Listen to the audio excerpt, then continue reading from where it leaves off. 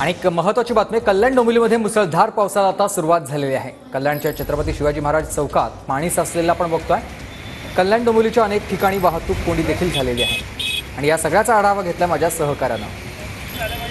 कल्याण डोंबिवली परिसरामध्ये गेल्या 2 दिवसापासून पावसाची संततधार सुरू असून आज पावसाने चांगला जोर पकडला आहे। मी सध्या उभा आहे कल्याणच्या शिवाजी चौक परिसरामध्ये आणि आज सकाळी 11 वाजेपासून कल्याण डोंबिवली परिसरामध्ये पावसाने चांगलीच बॅटिंग सुरुवात केली आहे। मुसळधार पावसामुळे आपण पाहू शकता कल्याण शिवाजी चौक परिसरातील रस्ता जो आहे हा जलमय झालेला आहे। या ठिकाणी मोठ्या प्रमाणात पाणी भरलं असून या पाण्यातून मार्ग काढत वाहन चालकांना या ठिकाणी प्रवास करत आहेत। तर दुसरीकडे सखल भागात पाणी देखील या ठिकाणी साचण्यास सुरुवात झालेली आहे। मात्र पावसाचा जोर कायम राहिला तर अशाच प्रकारे सखल भागामध्ये मोठ्या प्रमाणात पाणी साचण्याची शक्यता वर्तवली जात आहे। सुनील जाधव, TV9 मराठी।